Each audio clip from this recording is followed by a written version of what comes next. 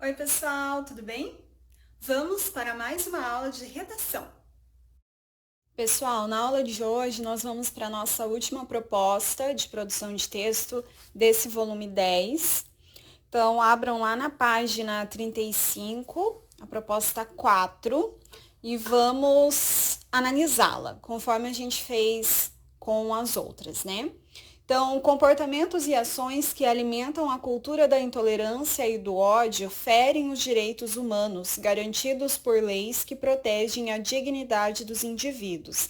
Então, aqui a gente já tem a definição daquilo que vai ser cobrado nessa proposta de artigo de opinião, que é o gênero, né, que estamos trabalhando nessa unidade. Um dos grandes desafios da atualidade é controlar o aumento dos comportamentos de intolerância na web que a democratização do acesso às tecnologias trouxe consigo.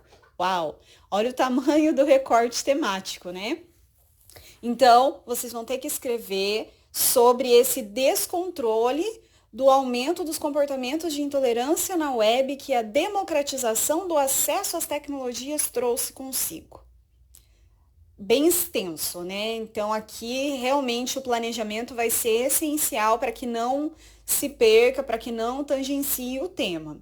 A partir dos excertos apresentados e de seu conhecimento prévio, então aqui a gente já tem uma orientação que não é exigido que se use os excertos, porém, se está colocado aqui, é importante talvez dialogar com eles em algum momento do texto de vocês. E o conhecimento prévio vai ser essa bagagem, né, que vocês já têm referente ao tema.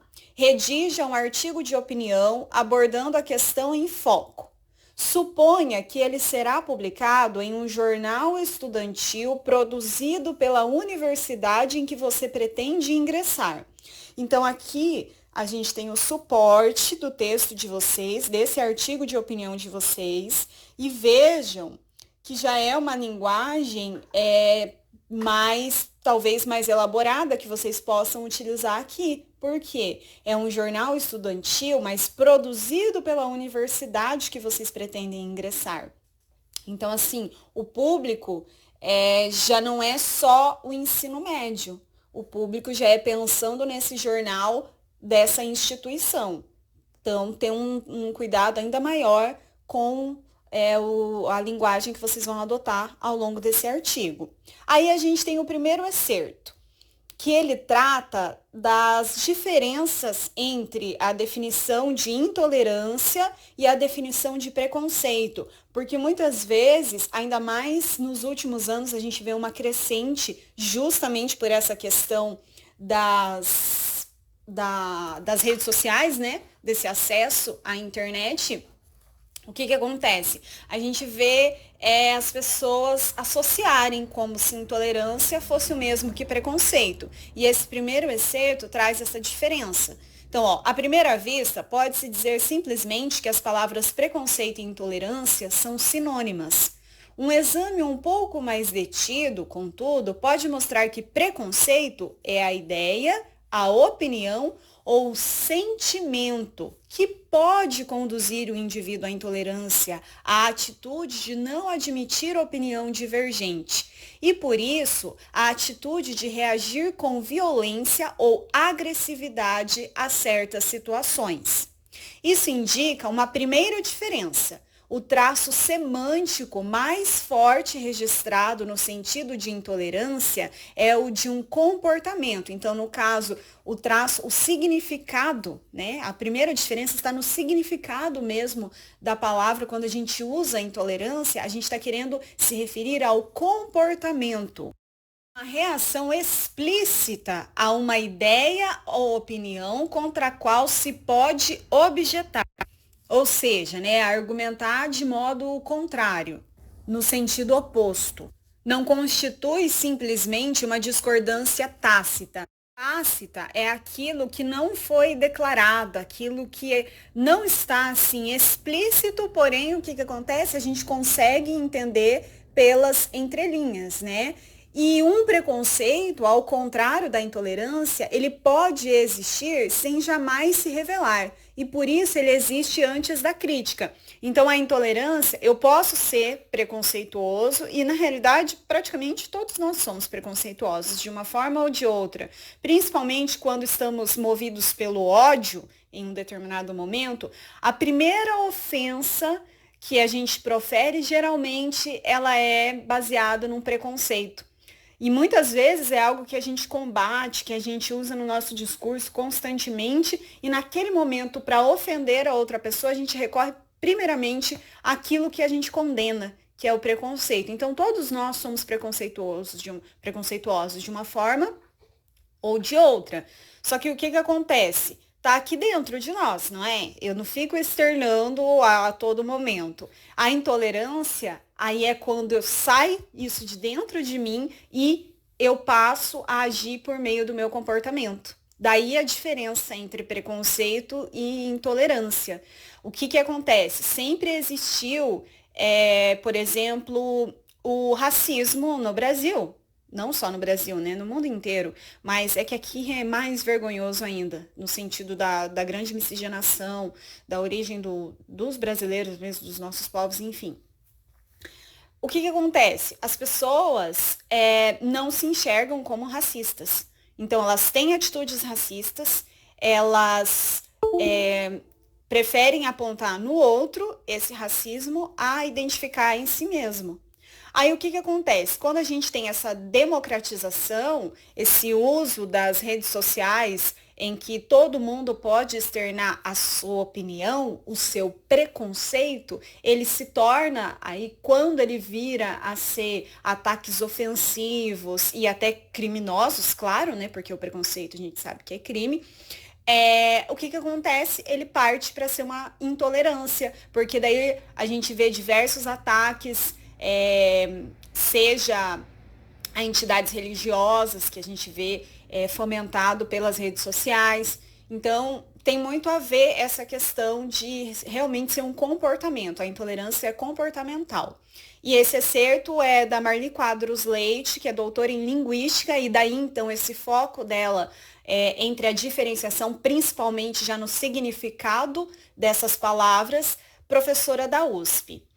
Aí a gente vai para o próximo excerto que fala na questão mundial. A gente viu isso lá na última proposta, que trabalhava lá a questão do Enem, do ingresso, né, nas universidades por meio do Enem e dos vestibulares, comparando com outros países, em especial, acho que os Estados Unidos, pelo que eu me recordo. Então vamos lá. Em todos os países, mesmo aqueles que ostentam melhores indicadores sociais, e essa questão aqui dos sociais é importante porque o que acontece? Nós vemos um reflexo muito grande de preconceito e intolerância no que diz respeito à classe social. Então, nós temos isso gritante aqui, principalmente no nosso país. Mas aqui está frisando para que até em lugares em que não há essa desigualdade tão grande quanto aqui, também existe. Mostra-se essencial o debate sobre os direitos humanos.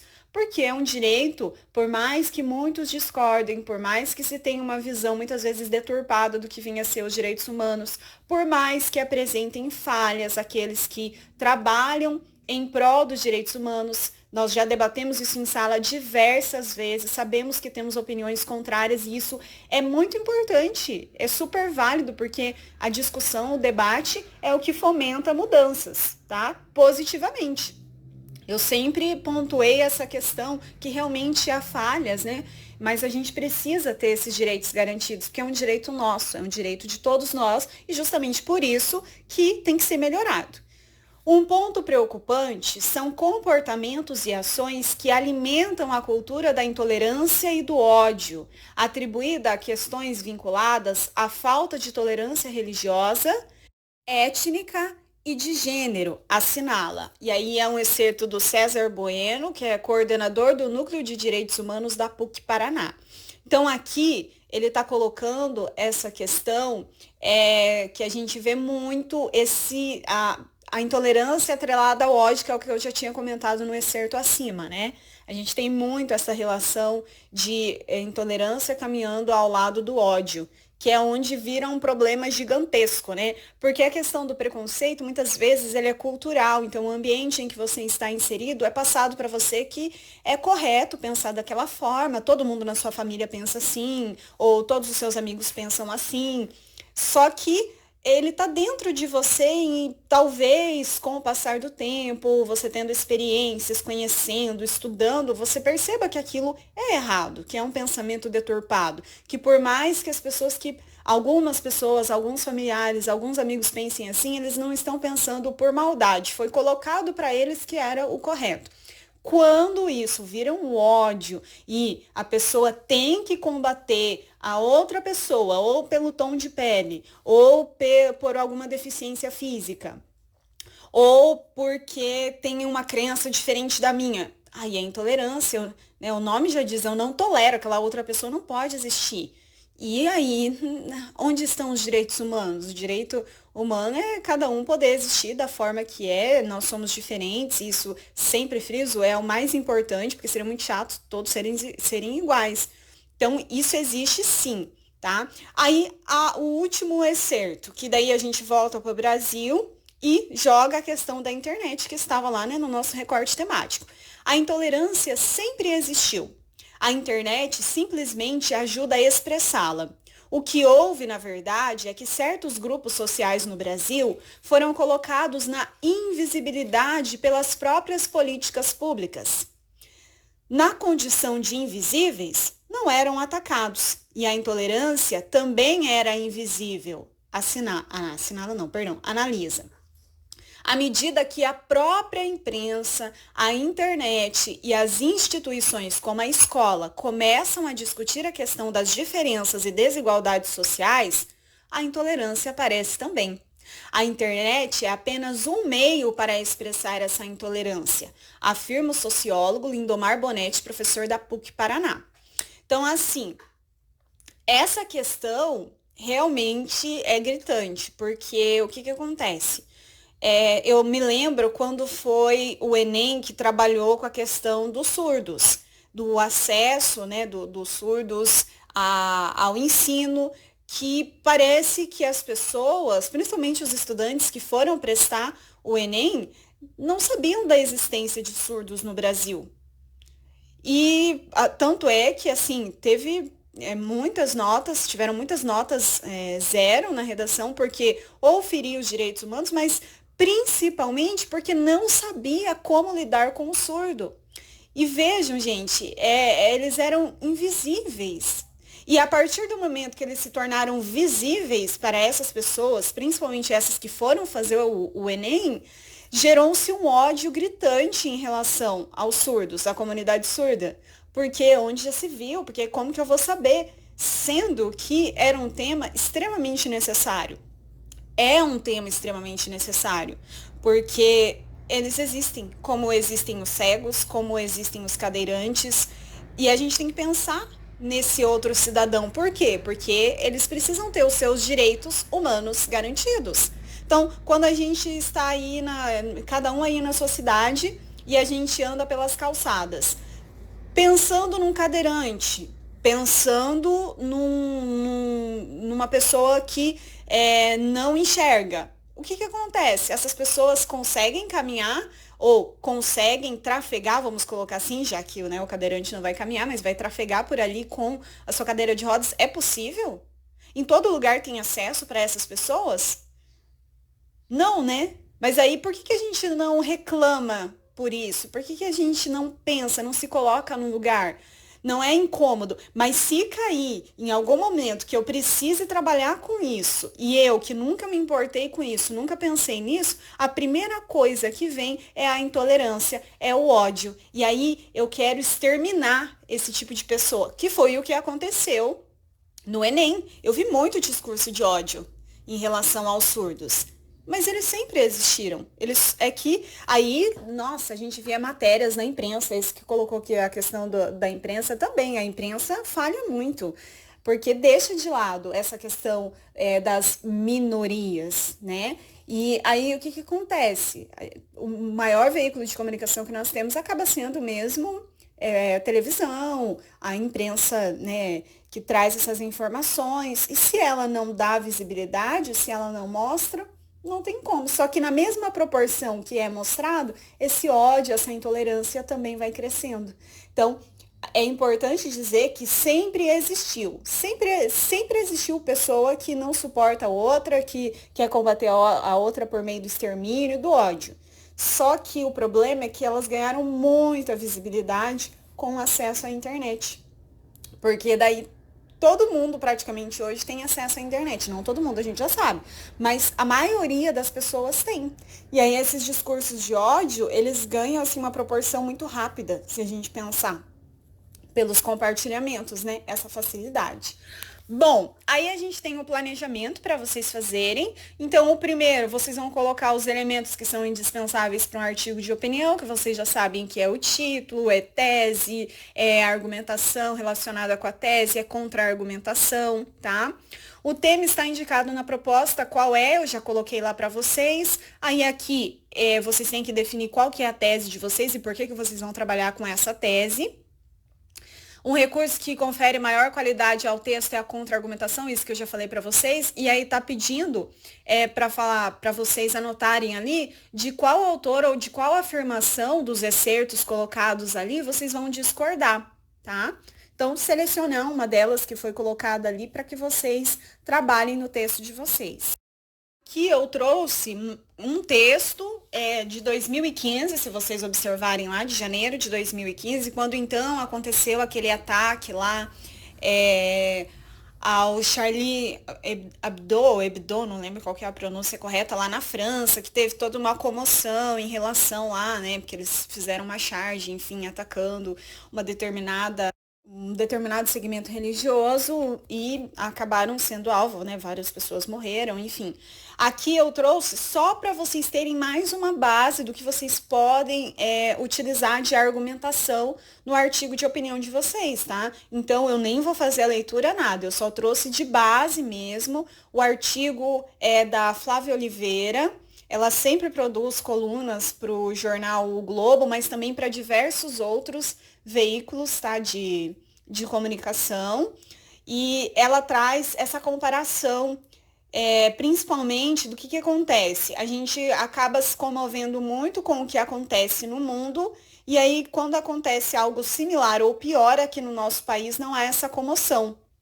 Esse artigo de opinião dela faz esse paralelo, então. Então, por que quando acontece uma intolerância religiosa ou N outros exemplos, podemos citar o caso do George Floyd, né, que foi assassinado lá nos Estados Unidos, enfim, pela questão policial e nananã.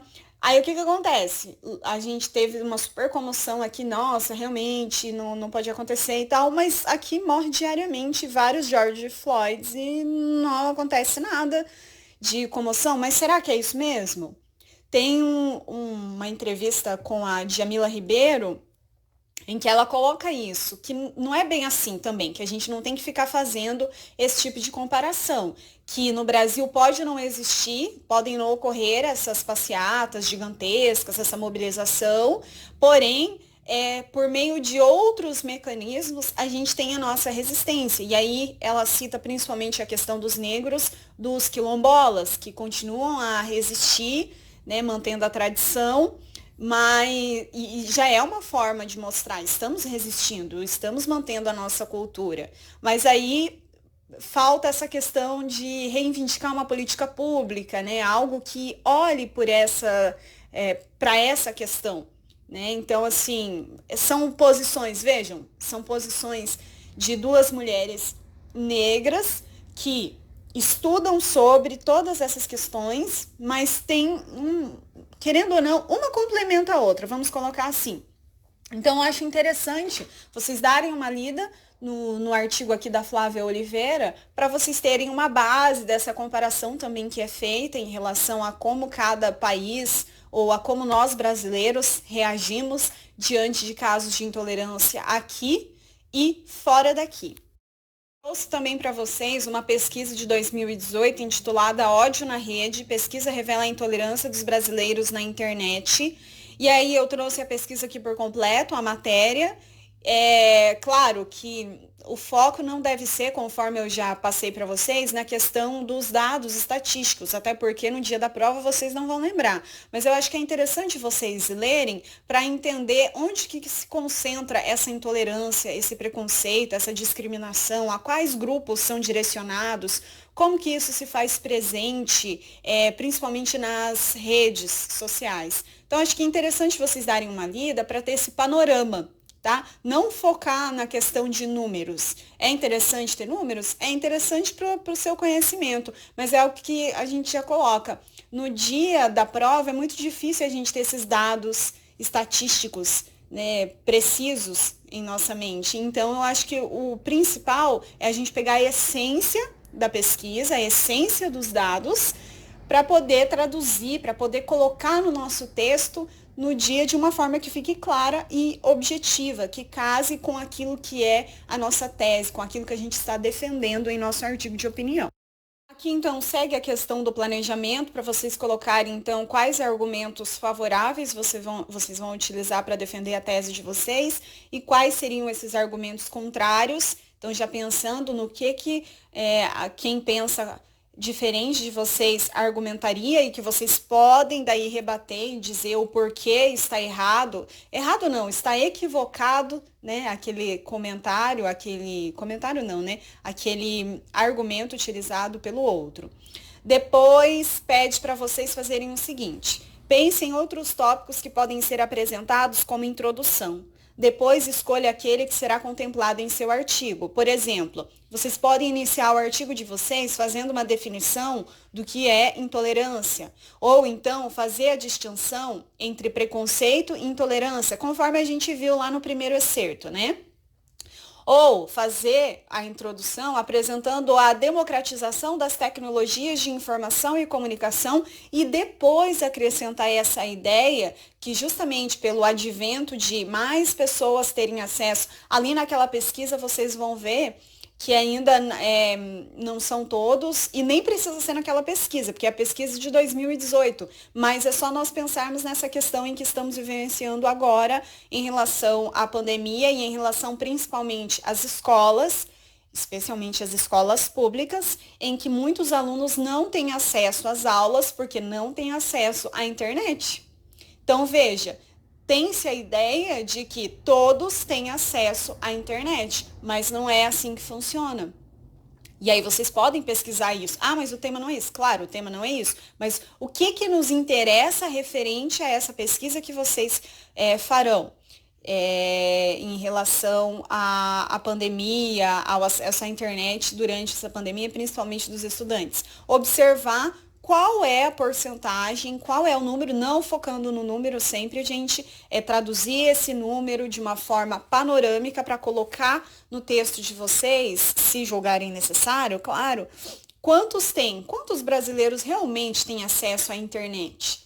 E isso é importante também para vocês verem essa questão. Então, essa democratização das tecnologias de informação e comunicação, se ter acesso a elas está mostrando mais esse lado da intolerância, então qual é o público que está sendo mais intolerante? Né? Se tem um público específico que tem mais acesso à internet do que um outro, calma lá, então a intolerância está vindo de qual grupo? Tem essa questão? Não tem essa questão? Então vale levantar esse debate também. O texto não pode terminar sem que se faça uma conclusão, anote algumas ideias em itens por enquanto. E aí tem aquela questão, né? Escreve a primeira versão do seu texto.